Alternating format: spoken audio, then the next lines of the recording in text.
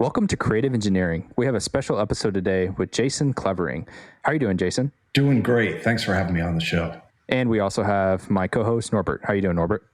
Hey, I'm doing pretty well too. So today we're going to be talking about Pro Putt by Topgolf for Oculus Quest that is coming out soon.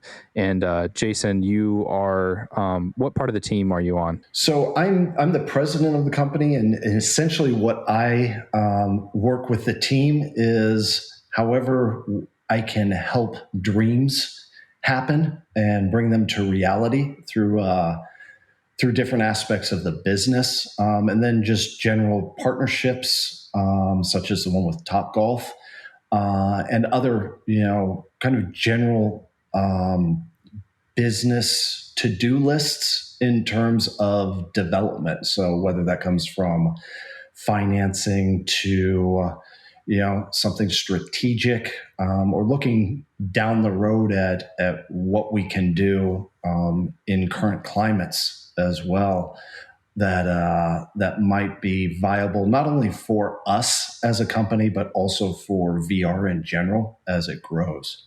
Oh, wow. So what is your background with VR or just development in general? In terms of development, well, VR is so new. There's not a lot of people out there that have been around a long, long time, even though there's been different things that have dabbled in it, from Nintendo on in VR to where we are today with something like the Quest. My background is primarily in entertainment, in traditional, specifically film and music. When it comes to development of games, I did study from a production standpoint at USC in California. Worked on some beta teams through my university years and stuff like that. But at heart, I am an enthusiast. I'm somebody that started off with Pong on a black and white TV, and I couldn't find any of my friends that were good enough. So it's the only thing I can do ambidextrously is play Pong. So I'd play against myself for many, many hours. And then my dad would be like, "Here, take this tennis racket and play a real sport, kid." Kick me outside. So, but no, I went through the entire evolution of video games. That kind of says a lot about my age, and I'm definitely the senior one at Pro Putt at Golf Scope, or the parent company. So yeah, I've seen it all, and just always have approached technology and gaming from some, these very childlike amazement eyes, and then this very keen sense on how can you involve the masses, and then at the end of the day, turn it into a business. So Golf Scope, like I said, our parent company, has really been that platform since late 2019 for me to really work closely with our founder, Ryan Engel, and develop into what we'll release here in a couple of days on the Oculus Quest. Wow, that's amazing. Pretty cool. Where are you guys located? So we're in Austin, Texas, and it's an interesting mix of us that go from all level of golfer, all level of ability in the tech world, in the design world, in the business world, all of that we are this band of brothers that somehow or another showed up, in the same location at the same time to do some rather spectacular things and lend all of our talents to a vision that our founder Ryan has really committed to since the first app that he created for the company called Golf Scope. Did a lot of your team, how much of your team do you think was like their first experience with VR, or was it other people had just game experience, or was this all professionals? So it's, other than Ryan, it's all our first experience developing something for VR, and definitely some interesting challenges. I think the biggest rule of developing for VR is get it in the headset. It's with VR, it's such an emerging realm, and I say that in a number of different senses. It's emerging and re-emerging at the same time, in the sense that there are a lot of people in this world that have never experienced VR, and it's not something you can describe. I can't put it into prose and you understand what it is like to stand on the beach course and watch birds fly overhead, and I can't put it in a video and have your senses kind of start playing in VR, meaning that it fills in the blanks where it almost feels like the sun is shining on you or the wind is blowing and things like that. So VR truly requires somebody to be in the headset. And then it's re-emerging at the same time because you have technology like the Quest that is getting rid of those first time ill experiences that people have had in VR. In terms of, I give you a perfect example. I'm the best example of re-emerging into VR. My first experience in VR was with the PSVR and Gran Turismo. I'm a huge racing fan. So I was like, oh, the first thing I'm going to do is strap myself into a car and race through these European streets at 260 kilometers an hour. Okay, well, that worked for about 4 minutes. And then I tore the headset off. I ran into the bathroom. I vomited for 15 minutes and then laid on my back for 3 hours and swore I would never do VR again. It's like your first tequila experience. It's like, no, I'm never drinking that. Like, you smell it and you start to get sick. And I'd see a VR headset in somebody's room and I'd be like, oh God, where's your bathroom? So I think there's that reemergence. So when it comes to development, a lot of us are in that same realm where we're trying to cast off anything that was bad in terms of VR. At the same time, we're trying to put our headsets on as often as possible so that we understand what we all have experience in 2D and 3D doing. Now, when you put it in VR, now you understand what you truly have the power of doing, I think more so than any other entertainment platform, and that's truly surrounding somebody, being able to commit to their emotional space as much as their physical space. And so we're all just, kids trying to figure out how to make the cool stuff. The one thing the Oculus Quest got right is the 6-off tracking. Having the ability to move around a room versus just like the Oculus Go, where you're just doing basically what Cardboard did. That was my first experience, was just the head tracking, and it was great, but I got so sick. There's just something about when you want to turn your head left and right, that spatial awareness in VR that takes it to the next level. And I remember getting so sick, or just for me, the Oculus Quest was one of the first devices that I almost didn't notice the pixels. You can if you start to pay attention, but they really disappear when you're not paying attention.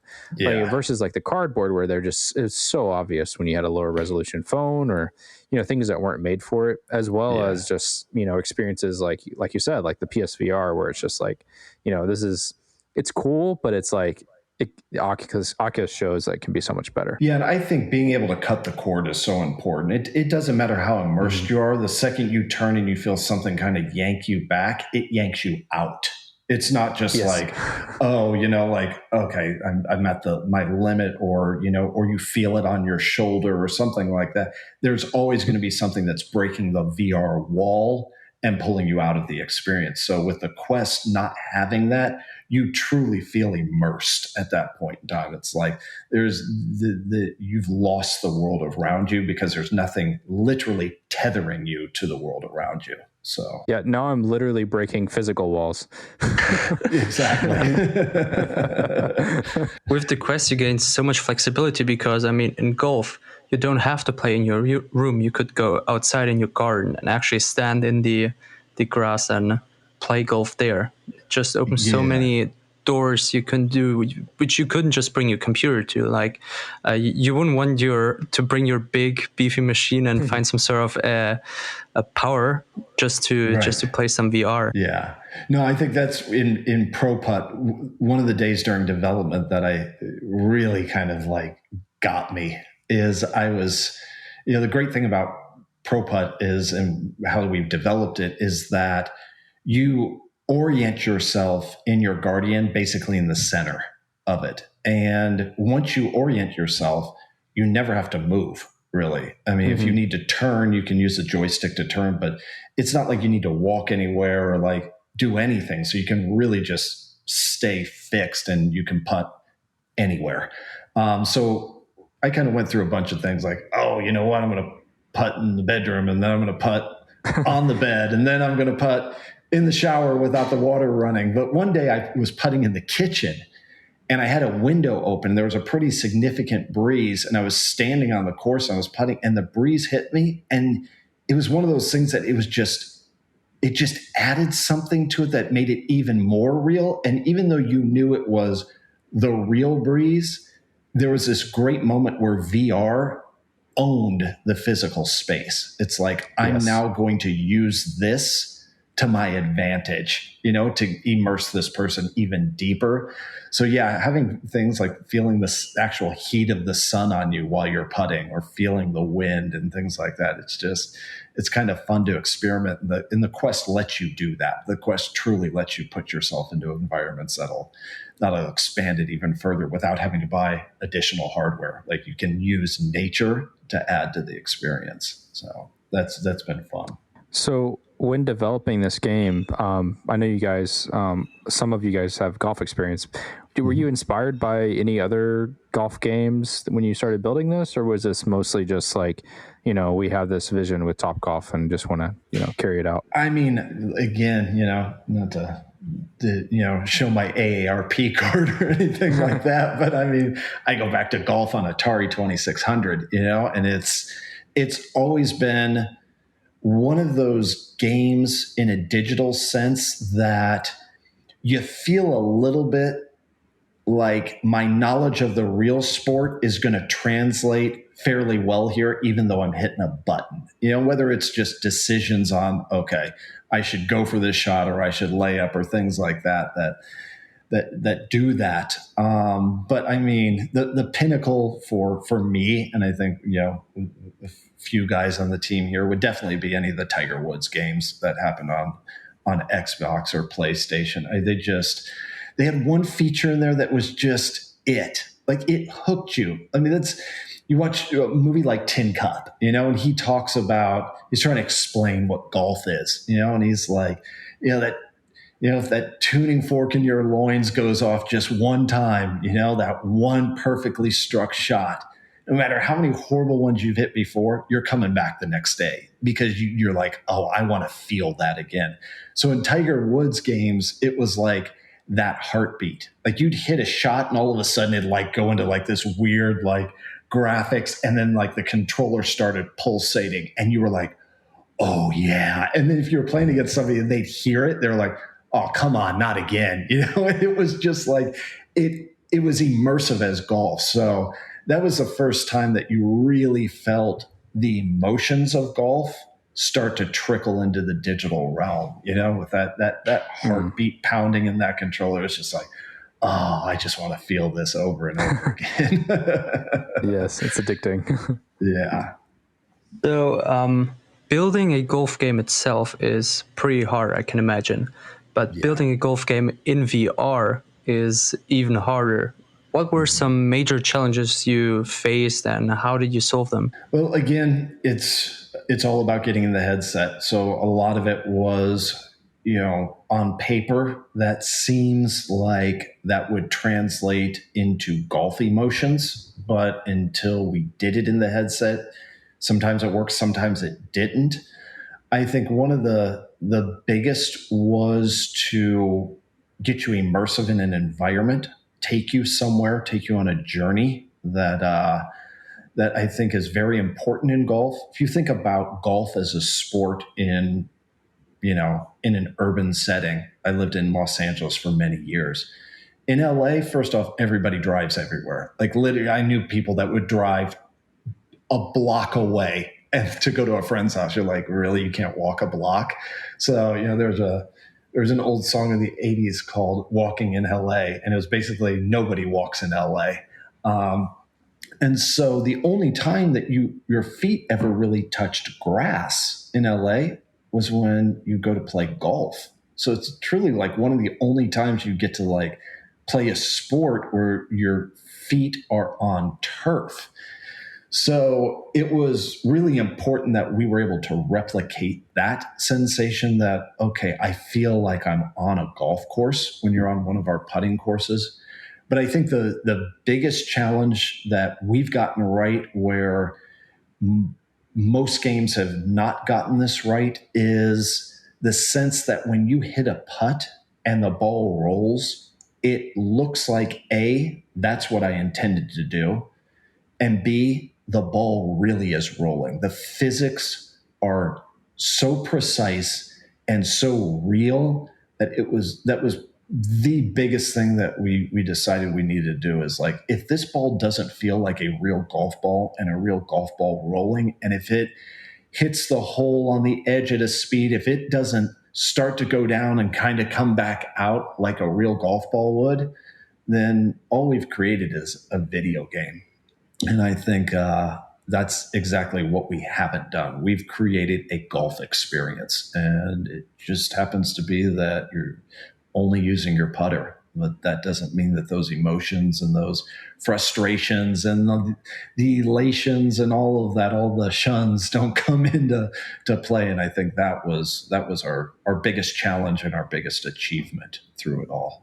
What was the thing that you were probably most proud of? Like, was it, because I know we talked about, porting that pretty complex engine was because for me, when I first played Pro Putt, that's the thing that got me was it did feel like a golf ball because, it's something like, like when you play like a pool game online, if the ball doesn't roll like a pool ball, it's like, it just feels so silly. Like it just feels like a toy. It doesn't feel real.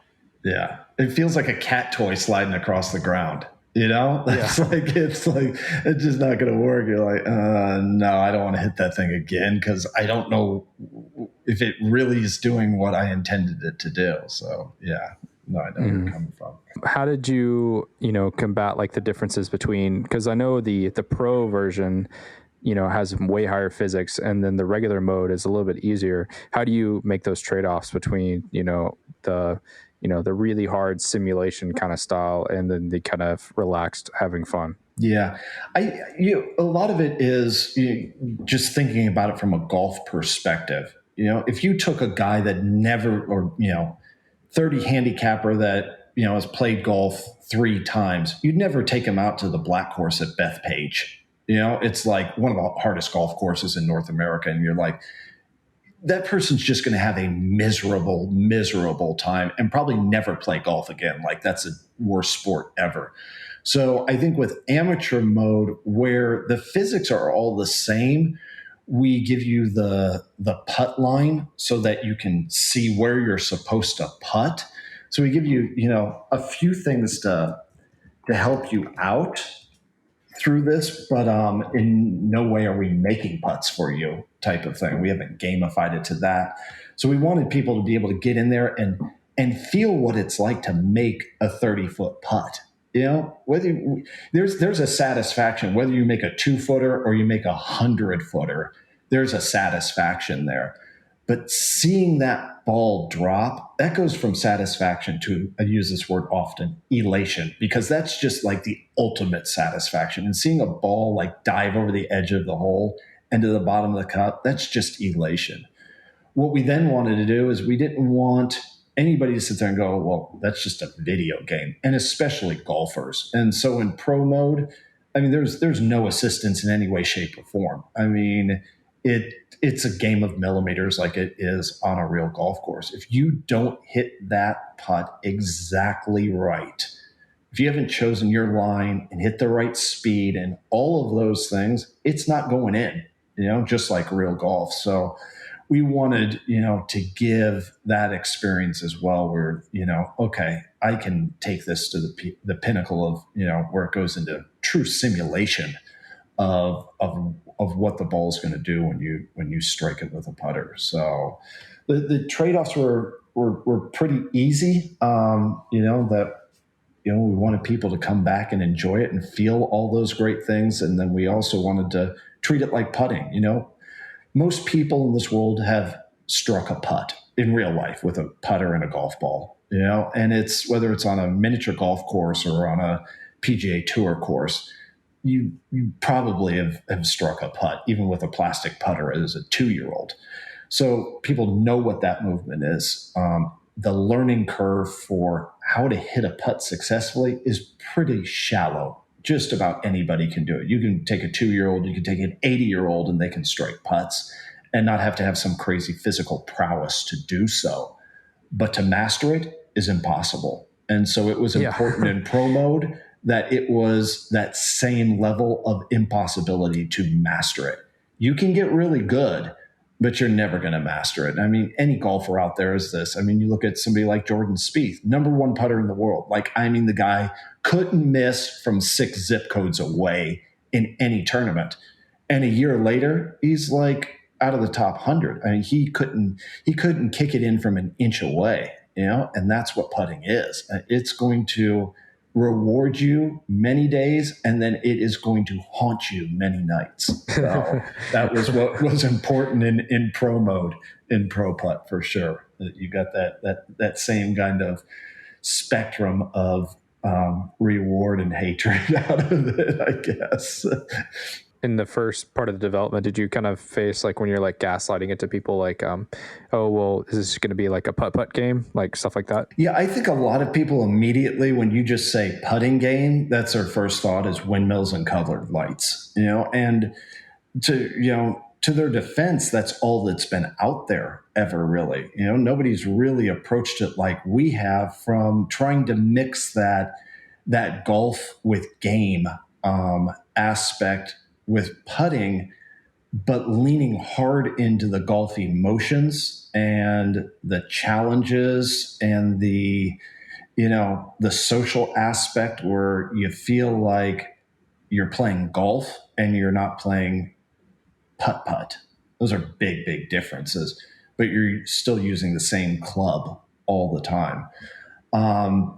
But no, it was always, or we get the request of, are you guys going to do miniature golf courses? And, never say never, but I think we've found something very unique in pro putt that speaks to everybody, that also feels like a new experience. Like I'm doing something I haven't done before with a putter. When you get on the putting courses and you go, okay, now I need to, if I am a golfer, I have to really approach it as a golfer. And if I'm a gamer, I can really try some outlandish things to dial this in like I like it, or just to be able to brag to my buddies that, I hit a 130-foot putt off a rock, so yes. It's, yeah. I mean, for me, it's kind of nice though, in a way that people do have that experience with putt, that it's so accessible that you can have that conversation to be it's an easy sell to be yeah, well, if you like putt, you're going to really love this, because there's, when you're playing the game, you get to putt under a waterfall and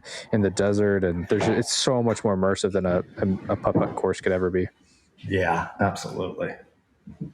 So what was your experience working with Topgolf on the game so far? I mean, it's been really great.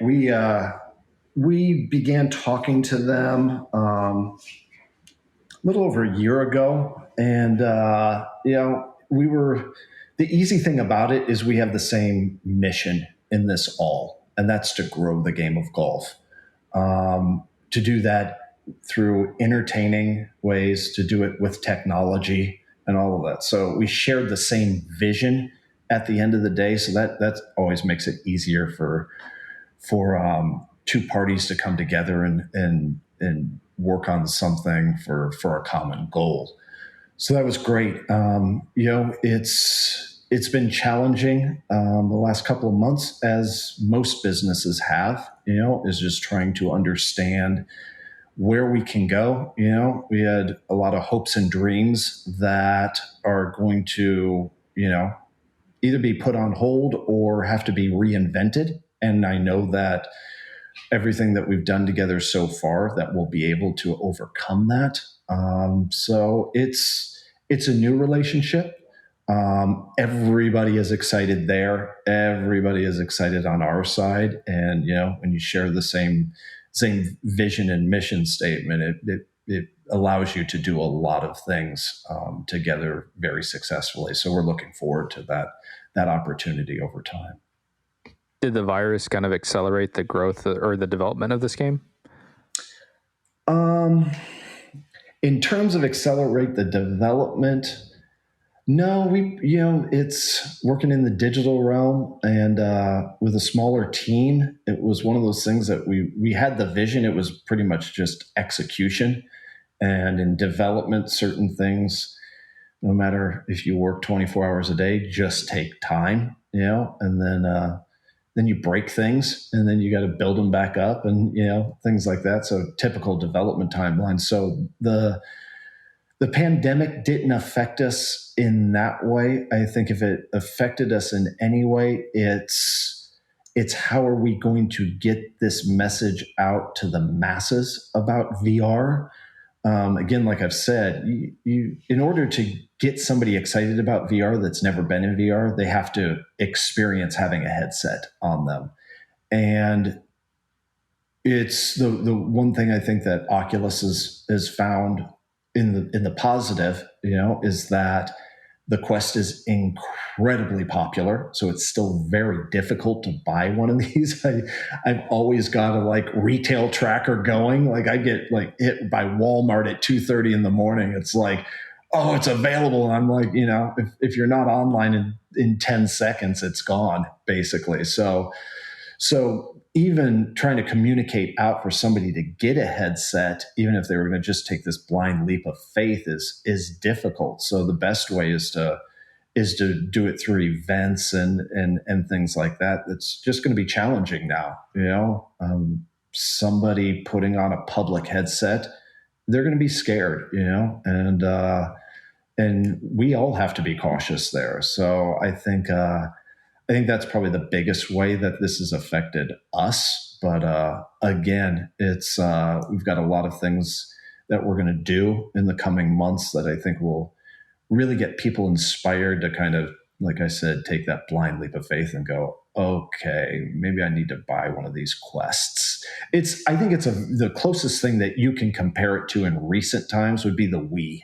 It was like the Wii came out and it was like, everybody was like, what is this Nintendo thing? Like, what? I don't know what it is, And then you saw grandma bowling and jumping around and going like that. And you're like, okay, maybe I should try this thing, And then you tried it and you're like, okay, now I'm breaking a sweat 4 times a day trying to play bowling or whatever, And it's like, it's going to be that type of thing, I think, with just a number of different experiences. And hopefully Pro Putt is one of those where somebody goes, that looks like it's a lot of fun. That looks like something I can do. So maybe I should make the investment and go down that road. So I know, you've got Facebook behind Oculus, which is the greatest marketing engine in the world. So if there was ever a chance for it to be hugely successful, I think it's definitely there. And I think Pro Putt is definitely in the position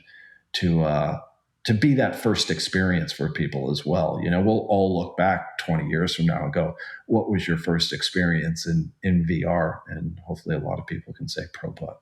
Talking about Oculus, as I know the game's going to be released pretty soon, how has been and how is the cooperation with Oculus?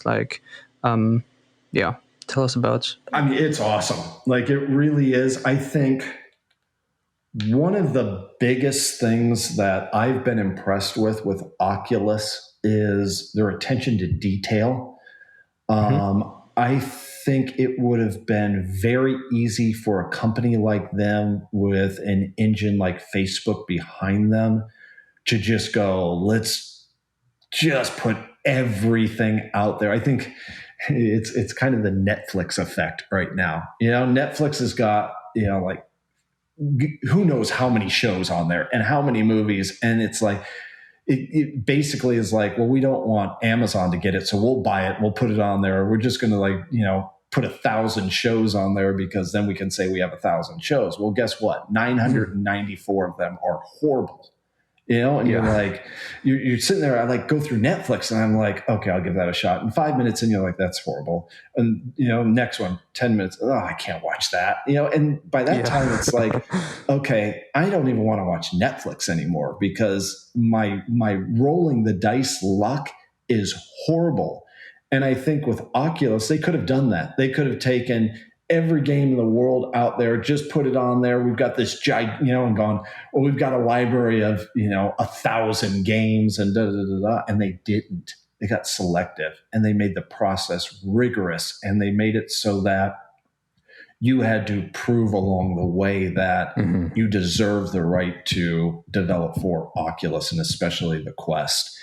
But at the same time, it could have been one of those things where it's like, well, the mighty Oculus is speaking and this is it. And it's not. They're always like pumping you up and like patting you on the back and helping you through and all of those things, and when you have an engineer like our founder, Ryan, that is so spectacular at what he does, to be able to merge into an environment like Oculus and provide them with things that they weren't expecting that were going to be as good as they were when they showed up on their desk, I think really helped the process with us as well. So it was, very seamless, very, very enthusiastic on all sides. And I hope that everybody recognizes that in the final product. I think Oculus is kind of taking a similar thing that the iPhone did, which honestly I think is one of the biggest reasons why it had such a big success, is with the App Store. Like the App Store is just the same as, like the Oculus Store, where you have to have a review process. Not everybody can make apps for it. And I think the trade-off is that you get a bunch of curated apps on there that make it, so much of a better experience. When you lower the chances of you getting a bad app, of course, that means there's still going to be ones that slip through. But when you lower those chances, you make the overall experience for especially first-time people, it's going to be a good one. Versus like the contrast on Android, when almost anybody can submit even duplicates of apps. And, it's just, you then start to associate the App Store with the product itself, which is so sad because like the product and the software are two different things. Yeah, absolutely. Yeah, and there's a lot of bad apples that can ruin the tree really quick, and it's that's definitely not the case at Oculus for sure. And I really have to applaud them that they took that stance and decided that everything that comes out of there really is as a level of quality that surpasses everything else. So I can imagine when working with Oculus and building an app, it is pretty important to have an MVP, which resembles the game and shows off what it's going to be at the end pretty quickly. How long did it take you to build something which is actually the MVP of Putt?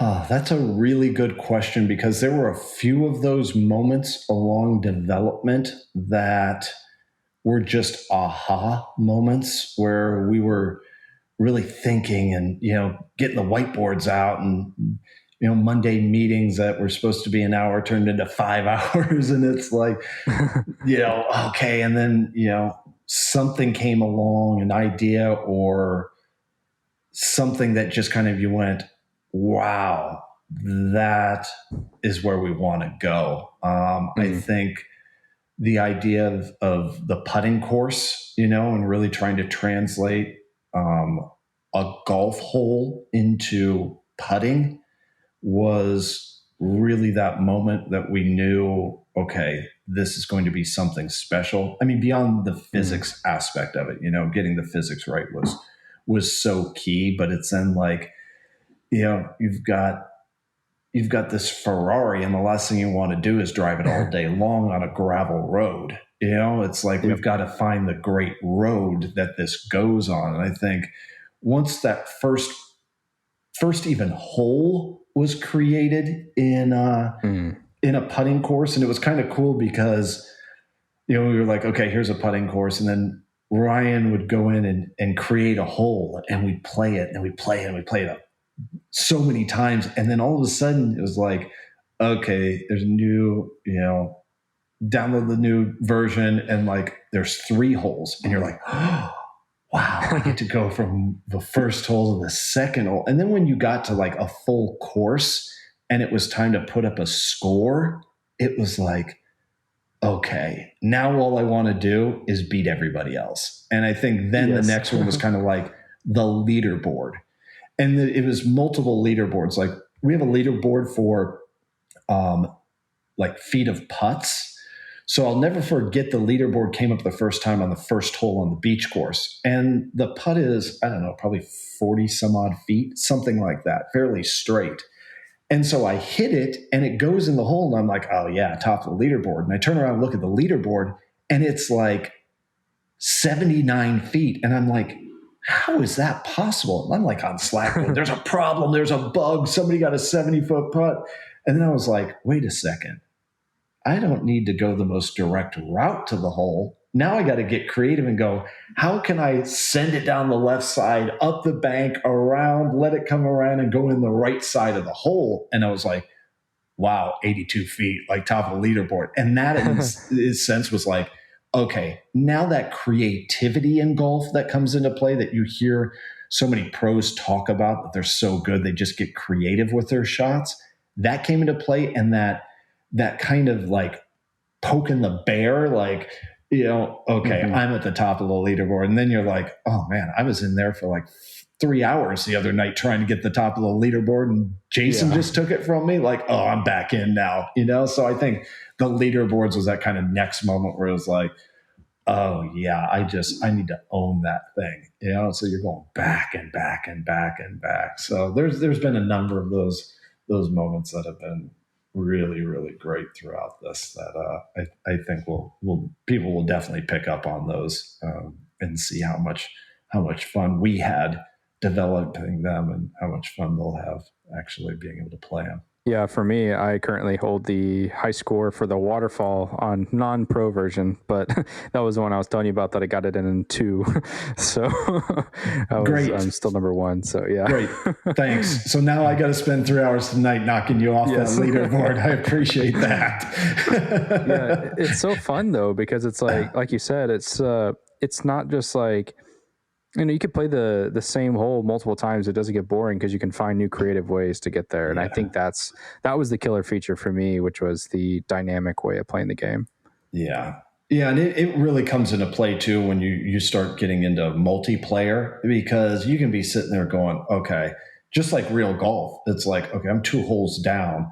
That impossible shot, I need to pull that off right now. And when you do, the reward is so big. You're like, oh my gosh, I'm back in it now. I did that little tiny thread of a needle that I needed to just get it onto that certain section, and I did it. And now I'm like only 1 down, or I'm 1 up now. It's the best feeling. But knowing that there's so many options and when to play those options, especially when you're playing multiplayer, it's like when to hit the gas, when not to hit the gas. And that's golf essentially. That's what's going to give one person, making early plane flights out of the tournament, and the other one raising the trophy at the end, is making those risk reward decisions. And there's tons of them in Pro Putt, that's for sure. So are you working with like the built-in physics from the game engine, or are you kind of rolling your own, or maybe a little bit of hybrid? No, this is ours. We really kind of developed this over the course of our first 2 iOS apps.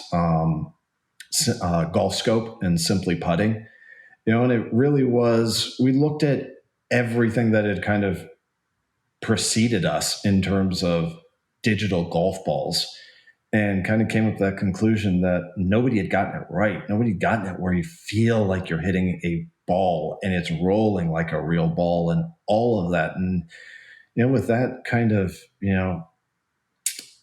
hurdle to climb because nobody else had really done it right, we kind of just set off and said, no, we're going to do it ourselves. And it was really important that we used everything we learned through our iOS apps and translated that into VR, because especially in VR, when it comes to putting, it's so important. If you think of it this way, when you get up, and I think this is why golf simulators work for everything except putting.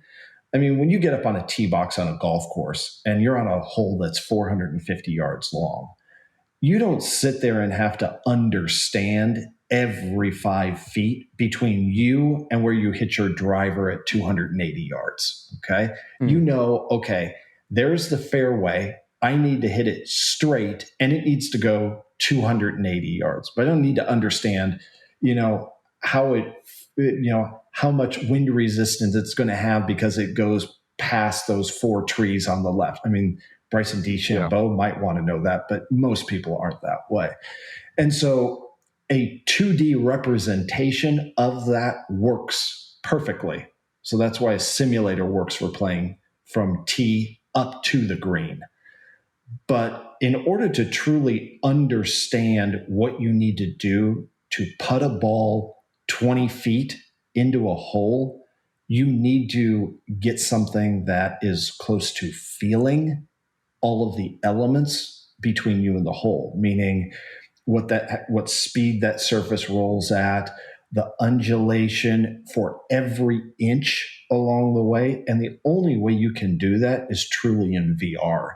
We do a couple of different things in Pro Putt, one of them being teleport, to be able to move you around. So literally you can go to the other side of the hole and look at a putt from the other side of the hole before you hit it, like you would on a real golf course, or go halfway down the putt line and go, okay, this is where it's going to break. This is the feeling I get at this point in time. You can't do that in a 2D realm, truly, where you get a sensation of what the ball's going to do when it rolls past that point. So that was very keen in the physics that it became that reality. And in VR, we think that we really, were able to nail that, or you can treat it as you need to treat a putt with that feel incorporated in putting. And giant mode too, of course. Oh, of course, giant mode. Yeah. So I can imagine building such a physics engine and just getting the feeling right is already a huge challenge. But besides just the physics, VR in general is a relatively new field. It hasn't been around for that long. Have there been any pain points or things you'd say were major pain points when developing for VR specifically? The shorter answer of that is no. Other than just having to kind of unleash your mind in a different way, especially when you're in UX and UI, you're sitting there and so used to dealing with 2D space that you now have that great opportunity to do things that aren't possible. You can't reach into the screen of your computer, but in VR, literally you can reach forward and touch something. So I think one of the biggest challenges was just sitting there and reiterating on that ability and always learning that we have all this space that you can put things. You're not like, think of an iPhone, you've only got so much screen space that you can, put UI on there. So in VR, you have to kind of like relearn yourself and go, hold on a second. I don't have what's just in my field of vision. It can be off to the side and back here, or up high, or on a mountainside, or anything like that. Like you can put something, 150 yards away that's up there that will come into people's view at very interesting times, or they can turn to it, So I think that's one of the things that we learned very quickly, that, hey, we don't have to operate in a rectangular or square space. We can just kind of operate anywhere. I think you also get the benefit of using sound and also haptics, which you don't get on mobile phones or anything like that. Just like where you can like trigger a noise and just subtle enough to where like the user doesn't even have to see it. They can just understand what's going on just by feel. Like, I can be putting and just, hit the trigger, the ball can come in. I know when my club touches the ground. Like there's so many like non-visual things that just make the experience that you just can't do with even a controller. Yeah, and I think especially with the Quest, with the spatial audio as well, you even though you're looking one direction, there's so many things happening that just fill in the blind spots that just immerses you in it all. I mean, VR is so immersive unto itself and so 3D, but that audio as well that just kind of fills in the blanks behind you, that that 2 seconds ago, I turned around and there was a bird flying overhead and the waves were lapping against the beach there. I saw that. But when you hear the audio behind you, it fills in the blank that it's still there, even though visually it's not. And I think that's really, really key for VR. And another thing that we dealt with as well is really, developing the audio in it that made it so engaging, even sounds that you never would have used usually in a video game on a console or something like that, that needed to be done so that they really affected you emotionally. Like the sound of when the ball goes in the cup is quite a jolting sound, and it emanates out. And it just adds to the satisfaction that ball went in the hole, because it's such a grand, big, like just final, like you did it sound. So that was really key, that things like that had to get right. So are you guys developing for multiple headsets too, or just targeting Quest at the moment? You know what? It's been all about the Quest right now, but who knows what happens in the future. It's we want to reach the biggest audience, to grow the game of golf like we want to grow the game of golf. You need to reach as many people as possible, and so if there's other platforms that makes sense for us, yeah, absolutely. If that gets us to a bigger audience, 100%. So, because I guess it wouldn't be too hard to add devices, because once you have the game in VR, I don't think it would be that hard to add other ones. But that's always kind of more curious if you would run into challenges of like, okay, now we're doing PSVR and you have different types of controllers, if everything changes or if a lot of it stays the same. Yeah, I mean, the physics engine obviously will stay the same. I think the biggest thing developing for another platform,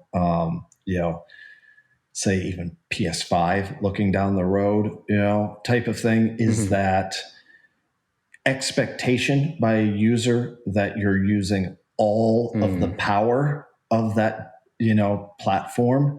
So obviously with the Quest, the processing power isn't, as significant as some of the other devices, just because you don't have supercomputers connected to it, or, consoles or things like that. So there are limitations when it comes to developing on the Quest in terms of, processing power and graphics. So I think going to another platform, the expectation would be that, okay, there might need to be being some thought about hyperrealism.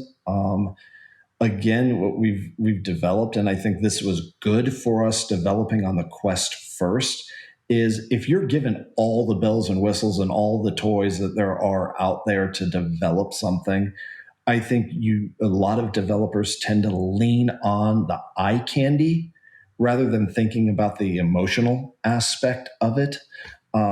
And that's not what we wanted to do. We definitely wanted to provide something that had an emotion.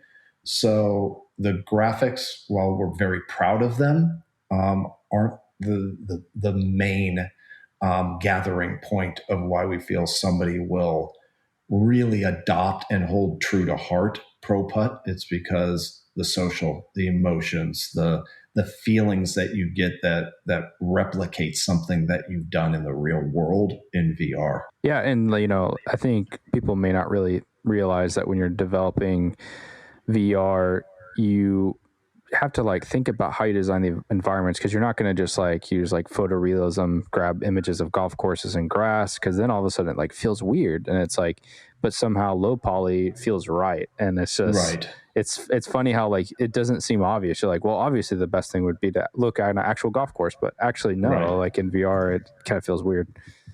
Yeah, I think a lot of people have tried in VR platforms or devices that aren't connected to a supercomputer to try to go really realistic in the graphics, and it just comes off as incredibly unrealistic. And then it just invades that VR experience because you're like, I'm trying to get something that I think your brain in VR a lot of times tricks you. You know, it fills in the blanks and things will happen that your mind will kind of unlock sensations that aren't there. I'll never forget one of my after I had my horrible Gran Turismo experience, the next thing I did was in PSVR again called London Heist. And there's this point in London Heist where you're in this lorry and you're going down like, you know, whatever one of those highways are, M6 or whatever it is in London. And like guys are coming by on motorcycles and shooting at you. And the guys like grab the gun out of the console and like start shooting. And one of the things you could do was you could open the door and stick your head out of this moving truck and look back and start shooting at guys. I'll never forget opening that door, sticking my head out, and I swore I felt the rush of wind coming across my face. And I had to catch myself. I was like, what? And I was talking to some other people, and they were like, oh, yeah, I felt the same thing. So it's like you don't need ultra realistic graphics to fill in those blanks of sensations. And I think that's the mistake a lot of people tend to make in VR is they're trying to make it so real and it just doesn't get there yet. I think eventually it will, but no, for us it was more about filling in the sensation blanks and the emotions, you know, and the, you know, owning a style too, you know. Yeah, I also think the uncanny valley plays a big role in this because if you try to go too realistic, but it's not completely there yet, the brain will just spot the mistakes and it's just going to feel weird. But with low poly, it obviously doesn't look like the real world, but the brain is able to understand it and therefore translate it and attach all the feelings you would have with a real object to it. Yeah, and it almost like the feeling like, you know, your avatar in VR becomes your avatar in virtual reality. And it's just, there's that feeling that like, I still catch myself like months and months and months, like almost a year after I've had my headset. Like every time I'm on a cliff, like I still catch myself like feeling like I'm about to fall, even though like I know for a fact, like the ground is right there. Like it happened in, you know, Pro Putt and a couple of other games. Like it just, your brain just can just slip out of reality so easily. But like you said, if the game is not built correctly, like it'll break you out of that immersion pretty quickly. You folks obviously have built up quite a bit of expertise and experience building VR games when it comes to sound, physics, graphics, and just the overall development. What advice would you give to somebody who's totally new to VR and would like to start to build something? Is there something you could say, that's the one advice I'd give to somebody new? I think to pick one of two paths, and that would be to try to replicate. This is going to be a funny exercise to do, but to build into VR is whatever you're wanting to build. Okay, and let's say that's a sailing app. Okay, so I want to build the best sailing app out there. And I'm going to do that in VR. Well, my first thing that I would suggest you do is close your eyes and start recognizing everything that you feel in sailing rather than what you see in sailing. Like that's where you start. So if you're trying to replicate something real, close your eyes and then start developing from that sense of taking away the visual aspect. So the sounds, the smells, you know, even though you're not going to smell something, your nose, your olfactory will fill itself in VR. So develop for all the senses minus visual first, and then start adding the visual on top of that. So that would be from my advice in a real sense. The second one would be, do not limit your mind as to where you could take somebody, truly so. I mean, you can take anybody anywhere, take them inside your mind, and develop from there.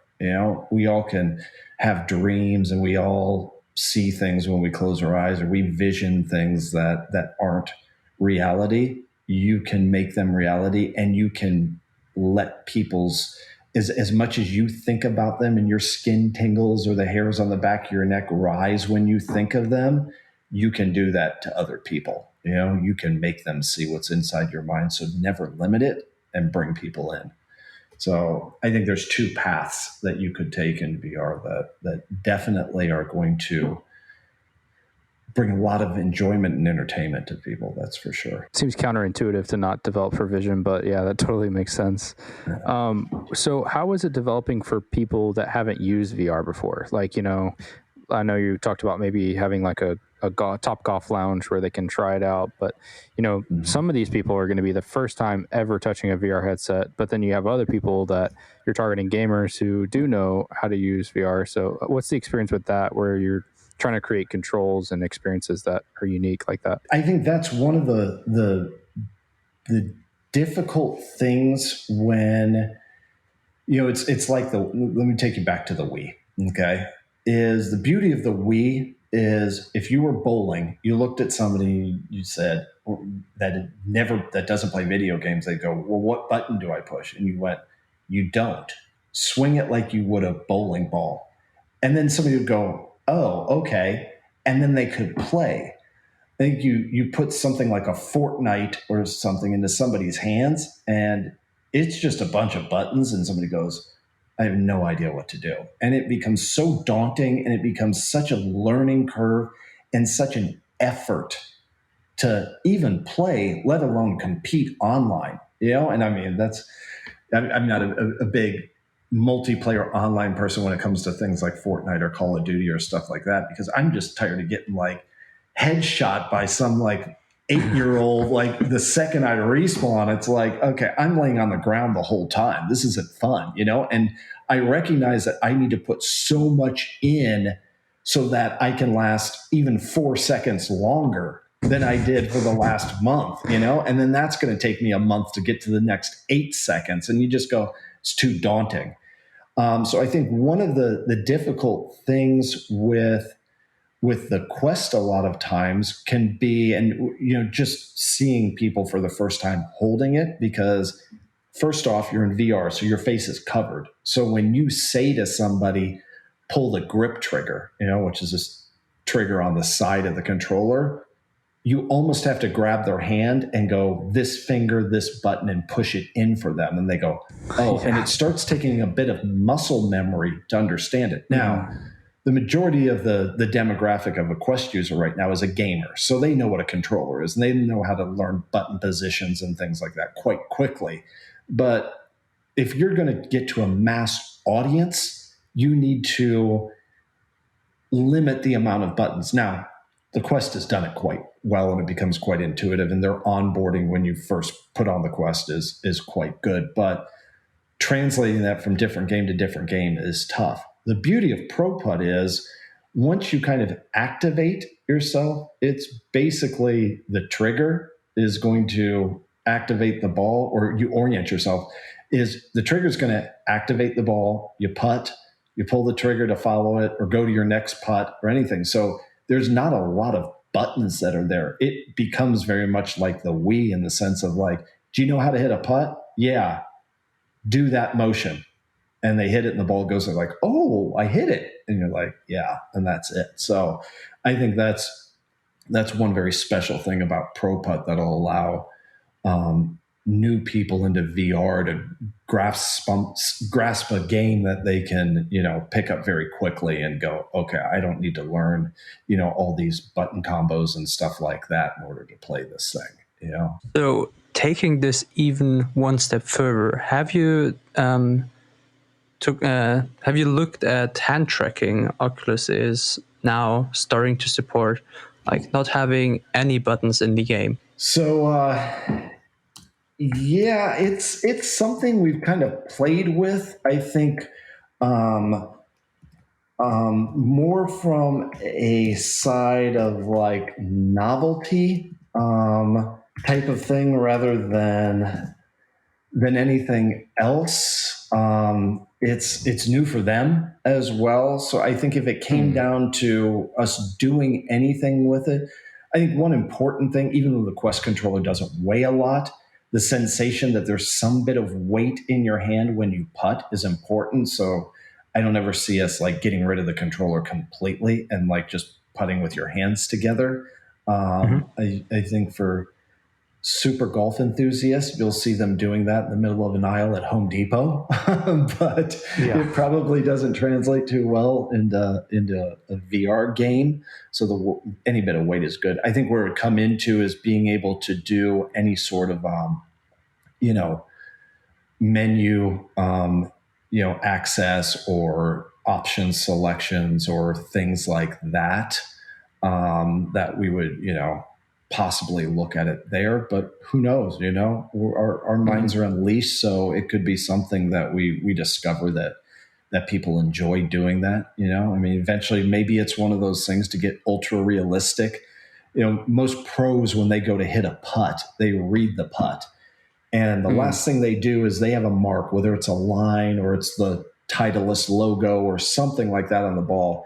They take that and they line that logo up exactly on the line that they're going to putt. So when they get over the ball and they look down, they don't have to rethink it. It's like, okay, I'm lined up. I need to align my feet, my shoulders, and I need to stroke it exactly on that line. So I could see us where, maybe in the future you actually took the golf ball in your hand with the hand tracking and kind of put it down and manipulate it so the logo was exactly where it needed to be, and then you could get over the ball and hit it. So things like that, I think, could be interesting in the future where hand tracking would come into play. Yeah, I actually do that one quite a lot when I'm playing physical putt. And, you also kind of sit on your club. So you kind of look down the line and there's a lot of things that you don't realize you do. The great things about releasing your game into the wild is people are going to start finding out what they like. They're going to start telling others about what they like. They're going to start doing it a lot more, and we can look at all those things and listen to all those comments and start developing it even further. I think a perfect example of that need is what's happened currently in sim racing. Before everything that hit us as a society hit us, very few people in this world that are diehard NASCAR fans or especially Formula One fans would ever sit there and go, yeah, I'm going to spend a Saturday afternoon watching sim racing. And you know what? Now hundreds of millions of people do that each week and religiously. And what they've seen is that the reason why they're watching it and believing in the realism is because you get a driver like Charles Leclerc or Lando Norris or George Russell or these guys that are on their simulators. And that wheel is about as realistic as it gets. And it's physical. And if you hit a berm the wrong way, it's going to twist your wrists off. And then you realize that takes all of that talent to manipulate that wheel and go through the gears and all of that rather than just using a joystick. And the realism comes into play for everybody. So I think there are going to be that opportunities going forward in any sports game in the digital sense that link into something in reality that even ups the precision that you need to have to compete at a level, then I think that'll be important, and we'll definitely be in position for making that move at the right time. How has the beta program been so far when, I think you guys have Discord and some other ones, how's that been working with people that, like you said, maybe golfers, maybe gamers, maybe neither? I have to give a major shout out to our beta testers. They were just truly an incredible, impressive bunch of people from everywhere, all over the world. They really gave us insight into things that we weren't looking at. They really praised us on ideas that we maybe jumped a little far ahead, and we're wondering how those would come out. I mean, they played it senseless. I mean, we've got this one guy down in Naples, Florida, that it is truly amazing the amount of pro putt he played through beta. It was, and the feedback that he gave us, and just stuff that we really like took to heart and incorporated in the final product. But it was they were really, really special to give us that amount of time to shape this, and they are definitely the 12th man on the team, for sure, when it comes to what you'll see in the Oculus store in a couple days. So ProPutt also supports a multiplayer mode where you can get paired up with other players which are a similar skill level. How are you dealing with the well-known chicken and egg problem, where nobody can get paired up with somebody if there's no players, but nobody is trying if there's nobody who can get paired up with? Yeah, well, right now when you've got a small beta group, it definitely is challenging. So it's kind of, a range of time, which has been awesome, because we're like, okay, we're going to try this at this hour, and people show up and they're ready to go, and they're ready to go like past what my stamina is. So it's like, wow, like they played for that long, like that's awesome. When it's live in the store, it's gonna come down to how fast people are downloading and getting to that point of wanting to play multiplayer. I mean, one thing I want to stress is it's a social experience unlike anything out there, for sure. Oh, for sure. And I mean, it is really, it's so personal, it's so social, it's so emotional, that it's like, man, I've played a lot of multiplayer experiences both in VR and in other digital realms, and I'm not patting us on the back that much, or really trying to promote our product beyond the truth, and it really is something special when it comes to playing multiplayer and pro putt. But if there's not somebody else to play with, there's always the bot. So you have multiple levels that he'll difficulty that he'll play at, or she'll play at. And I'll tell you what, there's some times where you're like, and what's I think really good about our bot as well, it never feels like there's programmed responses. Like if I choose easy, it's not like, okay, on that hole he always plays that hole the same. No, it's not. I mean, I've seen on easy on some holes where you're like, oh, there's no, like, I can't make this on easy, he's not going to make it, and somehow or another he makes it. You're like, whoa. And it also doesn't feel, FIFA went through, I think FIFA and Madden both went through a phase before AI really was, what we know AI is. And they would affect some things that would change the kind of flow of the game. So if all of a sudden I was up by a ton in Madden or FIFA, all of a sudden it was like in FIFA, I couldn't tackle somebody, or they were running faster than me. And it was like, where do they get this superpower like 78 minutes into the match? It's like, come on, this is so unrealistic. And it was just to keep it close and interesting. Yeah. With the bot and pro putt, you never feel that. You never feel like, okay, well, now he's got superpowers and he's coming back. It feels, and many people will say this about a bot, but it feels like it has personality, and it feels like it can make decisions, and that anything is possible with it. So, I've seen it take some routes that you're like, really? Like, that one, and I've seen other things where it's like, okay, I've got this guy, and all of a sudden it's like, and I think what it is not so much the bot is playing better at that point in time, but you're starting to beat yourself, just like in real golf. You get, your confidence is high. You're like, I can hit every shot. And, your buddy's like, you can't make that 220-yard green with a 9-iron. Oh, I can do anything today. You know what? It's in the water every time, So I think what happens more often is that your confidence gets high, or your nerves get to you, and you start making the mistakes. It's not that the bot is actually getting better. So So yeah, it's we've solved that. If you want to get out there and play with somebody, that dude's always ready for a match, and you put him on hard or pro, and you could really be in for some misery. You got to be on your game every shot, and so it's fun.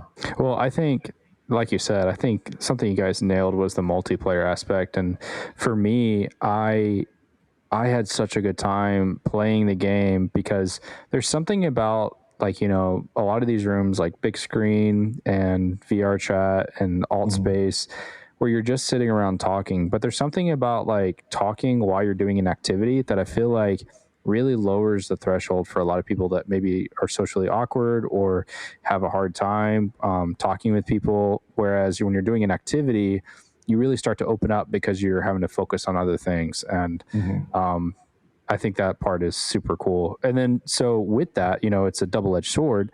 How do you guys deal with, you know, spam and abuse? Like, so let's say you do have a person that is a bad egg that is, you know, harassing other people. Yeah, I think it's one of those things that, I mean, obviously we haven't had it yet.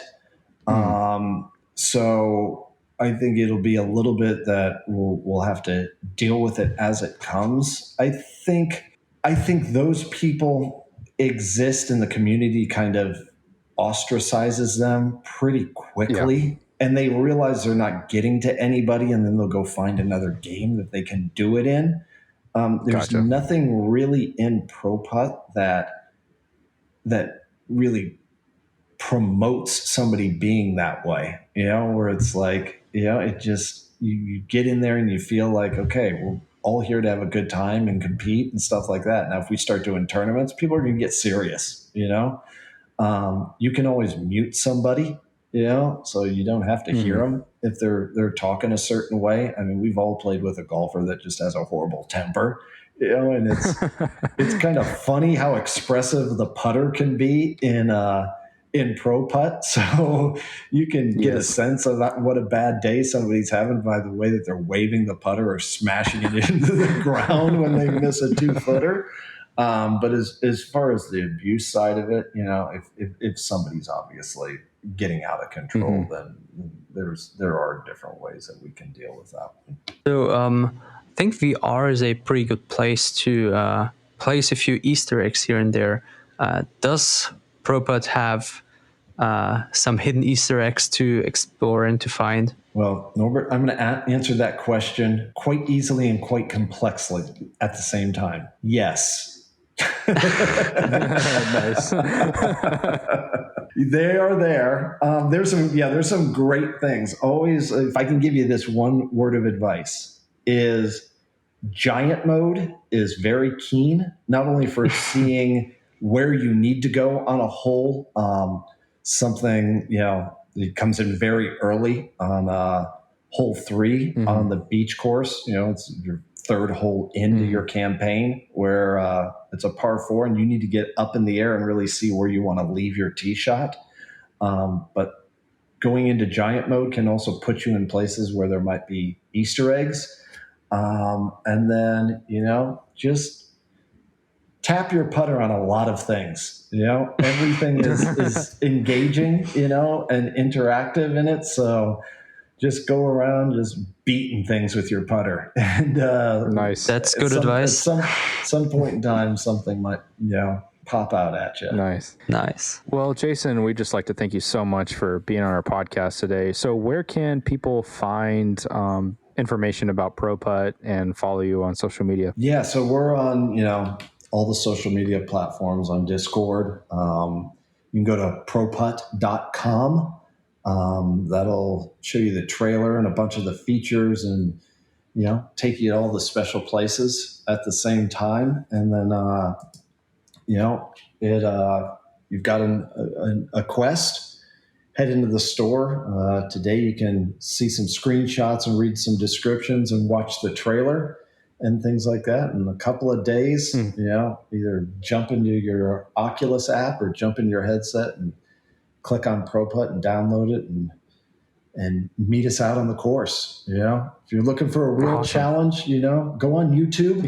I'll kind of reveal to everybody, There's this character on YouTube doing pro putt videos. His name's Smooth Ketchup. You'll see him at the top of the leaderboard a lot of times as well. That's me. So bring it on. Nice. Yeah.